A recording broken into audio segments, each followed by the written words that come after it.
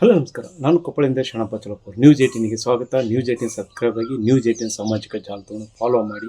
ರಾಜ್ಯದಲ್ಲಿ ಬಿಜೆಪಿ ಮತ್ತು ಹಿಂದೂ ಪರ ಸಂಘಟನೆಗಳು ಆರೋಪವನ್ನು ಮಾಡ್ತಾ ಇದ್ದಾರೆ.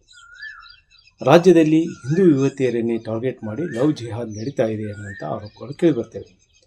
ಈ ಮಧ್ಯೆ ಹುಬ್ಬಳ್ಳಿಯಲ್ಲಿ ಒಂದಿಷ್ಟು ಪ್ರಕರಣಗಳ ನಂತರ ಕೊಪ್ಪಳದಲ್ಲಿ ಸಹ ಇದೇ ರೀತಿ ಪ್ರಕರಣ ಬಯಲಿಗೆ ಬಂದಿದೆ ಅನ್ನುವಂಥ ಆರೋಪವನ್ನು ಹಿಂದೂ ಪರ ಸಂಘಟನೆ ಮಾಡಿದ್ವಿ. ಆಗಿದ್ದೇನೆಂದರೆ ಕಳೆದ ಮೂರ್ನಾಲ್ಕು ದಿನಗಳ ಹಿಂದೆ ಕೊಪ್ಪಳದ ಕಿಮ್ಸ್ ಜಿಲ್ಲಾ ಆಸ್ಪತ್ರೆ ಏನಿದೆ ಆ ಆಸ್ಪತ್ರೆ ಮುಂದೆ ನರ್ಸಿಂಗ್ ಓದ್ತಾರಂಥ ವಿದ್ಯಾರ್ಥಿನಿಗೆ ಅಳವಂಡಿಯ ಕಂಪ್ಲಿ ಬಳಿಯ ಮುಸ್ತಫಾ ಖಾದ್ರಿ ಅನ್ನುವಂಥ ಯುವಕ ಆಕೆಯೊಂದಿಗೆ ಇರೋದನ್ನು ಗಮನಿಸಿದ ಹಿಂದೂ ಪರ ಸಂಘಟನೆಯ ಕಾರ್ಯಕರ್ತರು ಅವರನ್ನು ಪ್ರಶ್ನಿಸಿದರು. ಆದರೆ ಆ ಯುವತಿ ಮತ್ತು ನಾನು ಪ್ರೀತಿಸ್ತೀವಿ ಅನ್ನುವಂಥ ಮಾತನಾಡಿದರು. ಈ ಮಧ್ಯೆ ಅವರು ಆತನ ಮೊಬೈಲನ್ನು ಪಡೆದುಕೊಂಡಾಗ ಅದರಲ್ಲಿ ಸರಿಸುಮಾರು 9,700ಕ್ಕೂ ಅಧಿಕ ವಿಡಿಯೋ ಫೋಟೋಗಳಿವೆ. ಜೊತೆಗೆ ಇವು ಬೇರೆ ಬೇರೆ ಯುವತಿಯರೊಂದಿಗೆ ಇರುವಂಥ ಫೋಟೋಗಳಿವೆ. ಜೊತೆಗೆ ಈ ಫೋಟೋಗಳನ್ನು ಮತ್ತು ಅದರಲ್ಲಿ ಒಂದಿಷ್ಟು ನಗ್ನ ಚಿತ್ರಗಳು ಸಹ ಅಶ್ಲೀಲ ವಿಡಿಯೋಗಳಿವೆ. ಇವುಗಳನ್ನು ಬೇರೆಯವರಿಗೆ ರವಾನಿಸಿರಬಹುದು ಅನ್ನುವಂಥ ಅನುಮಾನವನ್ನು ವ್ಯಕ್ತಪಡಿಸಿ ಹಿಂದೂ ಪರ ಸಂಘಟನೆಗಳು ಕೊಪ್ಪಳದ ಪೊಲೀಸ್ ವರಿಷ್ಠಾಧಿಕಾರಿಗಳನ್ನು ಮನವಿ ಕೊಟ್ಟರು. ಜೊತೆಗೆ ಸಂಗಮೇಶ್ ಹಿರೇಮಠನವರು ಅವರು ಕೊಪ್ಪಳದ ಮಹಿಳಾ ಠಾಣೆಗೆ ಒಂದು ದೂರನ್ನು ದಾಖಲಿಸಿದರು. ಈ ದೂರಿನ ಬೆನ್ನಲ್ಲೇ ಆ ಯುವತಿ ಮತ್ತೊಂದು ಕೊಪ್ಪಳ ನಗರ ಠಾಣೆಗೆ ಒಂದು ದೂರನ್ನು ಕೊಟ್ಟರು. ಇಲ್ಲಿ ನಾವಿಬ್ಬರು ಪ್ರೀತಿಸ್ತಾ ಇದ್ದೇವೆ, ಆದರೆ ಈ ಪ್ರೀತಿಸಿದ ಕಾರಣಕ್ಕಾಗಿ ಕೆಲವು ಜನ 7-8 ಜನ ಬಂದು ನಮ್ಮ ಮೇಲೆ ದಾಳಿ ಮಾಡಿ ಮುಸ್ತಫಾನ ಮೇಲೆ ಹಲ್ಲೆ ಮಾಡಿ ಮೊಬೈಲನ್ನು ಕಸಿದುಕೊಂಡಿದ್ದಾರೆ. ಈ ಮೊಬೈಲ್ ಇದೆ ಮತ್ತು ಈ ಬಗ್ಗೆ ಕ್ರಮ ಕೈಗೊಳ್ಳ್ರಿ ಅನ್ನುವಂತಹ ದೂರನ್ನು ನೀಡಿದರು. ಈ ಕುರಿತು ಹಿಂದೂ ಪರ ಸಂಘಟನೆ ಮತ್ತೊಂದು ಪ್ರತಿಕ್ರಿಯೆಯನ್ನು ನೀಡಿದ್ದು, ಇಲ್ಲಿ ಯುವತಿ ಮೇಲೆ ಏನೋ ಒಂದು ಒತ್ತಡ ತಂತ್ರ ಇದೆ, ಆ ಕಾರಣಕ್ಕಾಗಿ ಆಕೆಯನ್ನು ಪ್ರತ್ಯೇಕ ವಿಚಾರಣೆ ಮಾಡಬೇಕು ಮತ್ತು ಮುಸ್ತಫಾ ಗಾಂಜಾ ಸೇತಿದ ಮತ್ತು ಮುಟ್ಕಾ ದಂಧೆಯನ್ನು ಬೇರೆ ರಾಜ್ಯದಲ್ಲಿ ಹೊಂದಿದ್ದ ಅನ್ನುವಂಥ ಆರೋಪವನ್ನು ಮಾಡ್ತಾರೆ. ಈ ಕುರಿತು ಸಮಗ್ರವಾಗಿ ಒಂದು ತನಿಖೆ ಆಗಲೇಬೇಕು ಅನ್ನುವಂಥ ಒತ್ತಾಯವನ್ನು ಮಾಡ್ತಾರೆ. ಈ ಕುರಿತು ಕೊಪ್ಪಳ ಜಿಲ್ಲಾ ಪೊಲೀಸ್ ವರಿಷ್ಠಾಧಿಕಾರಿ ಅಂತ ರಾಮ್ಸಿ ಅರ್ಸಿದಿಯವರನ್ನು ಪ್ರಶ್ನೆಯಾಗ ಈ ಎರಡು ದೂರುಗಳು ಹಿಂದೂ ಪರ ಸಂಘಟನೆ ನೀಡಿರುವ ದೂರು ಮತ್ತು ಆ ಯುವತಿಯ ದೂರುಗಳನ್ನು ಈಗಾಗಲೇ ಪರಿಶೀಲನೆ ಮಾಡ್ತಾ ಇದ್ದೇವೆ. ಜೊತೆಗೆ ಆ ಯುವಕನ ಬಳಿ ಇರುವಂಥ ಮೊಬೈಲನ್ನು ತೆಗೆದುಕೊಂಡು FSL ರಿಪೋರ್ಟಿಗೆ ಕಳಿಸಿದ್ದೇವೆ.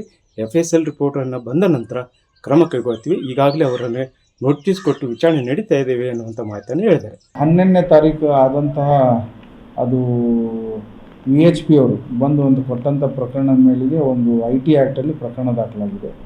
ನಾವು ಅದು ಮಾನ್ಯ ನ್ಯಾಯಾಲಯದಲ್ಲಿ ಸೀಸ್ ಮಾಡಿಬಿಟ್ಟು ಕಳಿಸಿದ್ವಿ. ಅದು ನೆಕ್ಸ್ಟ್ ರಿಟ್ರೀವ್ ಮಾಡಬೇಕು. FSLಲ್ಲಿ ನಾವು ಕಳಿಸ್ಬಿಟ್ಟು ಮುಂದೆ ರಿಟ್ರೀವ್ ಮಾಡಿ ಮುಂದಿನ ತನಿಖೆ ಮಾಡ್ತೀವಿ.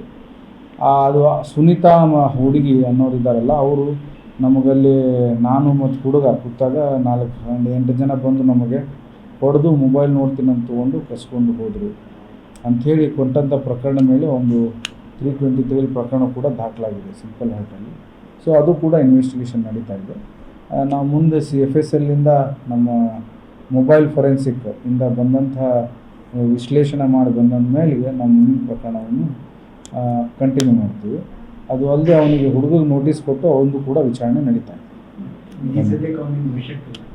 ಅಲ್ಲಿ ನಮಗಿನ್ನೂ ಫ್ಯಾಕ್ಟ್ಸ್ ಫಿಗರ್ಸ್ ಬರಬೇಕಲ್ಲ, ನಮಗೆ ಪ್ರಕರಣದಲ್ಲಿ ಆ ಮೊಬೈಲಲ್ಲಿ ಏನಿದೆ ಅಂತ ಹೇಳಿ ಗೊತ್ತಾಗಬೇಕು. ಅದು FSLನಿಂದ ಬಂದ ಮೇಲೆ ಗೊತ್ತಾಗುತ್ತೆ.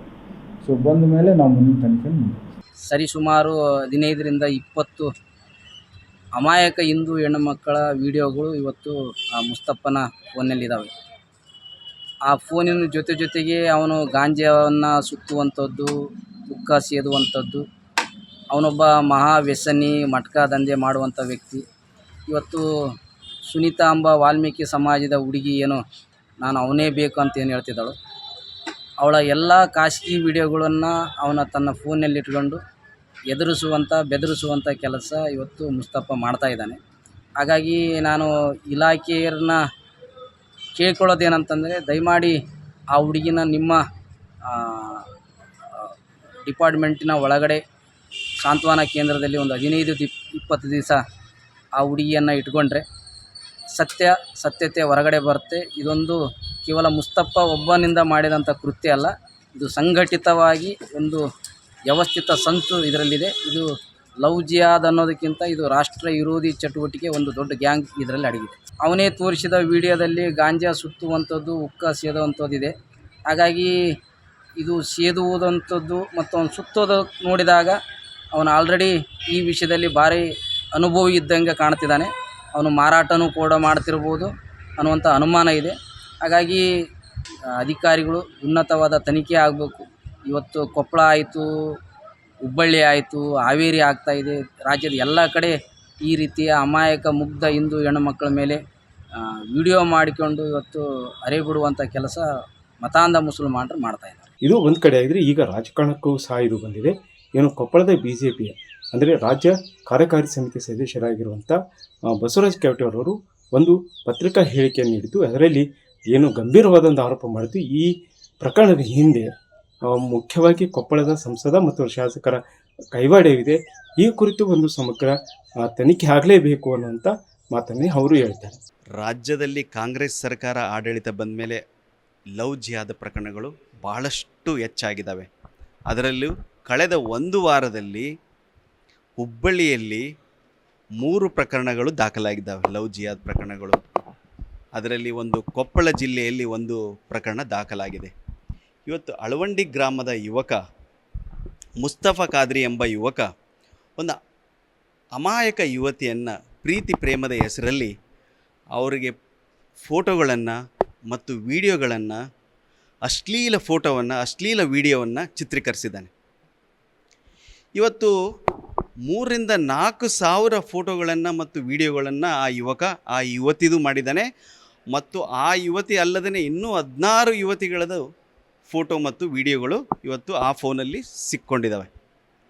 ಇವತ್ತು ಹಿಂದೂ ಪರ ಸಂಘಟನೆ ಹೋರಾಟಗಾರರು ಆ ಹುಡುಗನನ್ನು ಹಿಡಿದು ಪೊಲೀಸರಿಗೆ ಒಪ್ಪಿಸಿದಾಗ ಪೊಲೀಸರು ಅವನ ಮೇಲೆ ಏನೂ ಕ್ರಮ ಕೈಗೊಂಡಿಲ್ಲ. ಬಟ್ ಇನ್ನೂ ಆ ಫೋನಲ್ಲಿ ಅವನು ಮಾಡ್ತಿರ್ತಕ್ಕಂಥ ಗಾಂಜಾ ವ್ಯಾಪಾರ ಇರ್ಬೋದು, ಓಸಿ ವ್ಯಾಪಾರ ಇರ್ಬೋದು, ಅನೈತಿಕ ಚಟುವಟಿಕೆಗಳ ಎಲ್ಲ ದಾಖಲೆಗಳು ಆ ಫೋನಲ್ಲಿ ಸಿಕ್ಕಿಬಿದ್ದಿದ್ದಾವೆ. ಇಷ್ಟೆಲ್ಲ ಅವನ ವಿರುದ್ಧ ಸಾಕ್ಷ್ಯಾಧಾರಗಳು ಇದ್ದರೂ ಸಹ ಪೊಲೀಸರು ಅವನ ಮೇಲೆ ಯಾವ ಕಾನೂನಾತ್ಮಕ ಕ್ರಮಗಳನ್ನೂ ತಗೊಂಡಿಲ್ಲ. ಅವನ್ನ ಅರೆಸ್ಟ್ ಕೂಡ ಮಾಡಿಲ್ಲ. ಇವತ್ತು ರಾಜಕೀಯ ನಾಯಕರು, ಇಲ್ಲಿರ್ತಕ್ಕಂಥ ಶಾಸಕರು, ಸಂಸದರು ಅವನಿಗೆ ಕಾನೂನಾತ್ಮಕ ರಕ್ಷಣೆ ಕೊಡ್ತಾ ಇದ್ದಾರೆ ಅನ್ನೋ ಒಂದು ನಮಗೆ ಅನುಮಾನ ಇವತ್ತು ಹುಟ್ಟುತ್ತಾ ಇದೆ.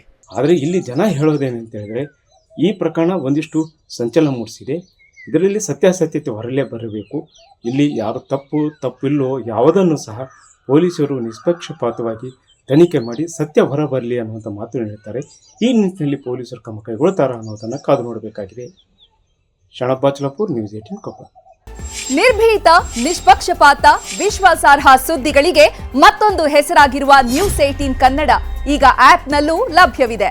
ದಯವಿಟ್ಟು ಇಲ್ಲಿರುವ QR ಕೋಡ್ ಅನ್ನು ಸ್ಕ್ಯಾನ್ ಮಾಡಿಕೊಂಡು ಆಪ್ ಡೌನ್ಲೋಡ್ ಮಾಡೋದಕ್ಕೆ ಮರಿಬೇಡಿ. ನಿಮ್ಮ ಬೆಂಬಲ ಹೀಗೆ ಸದಾ ನಮ್ಮೊಂದಿಗಿರಲಿ. ಧನ್ಯವಾದ.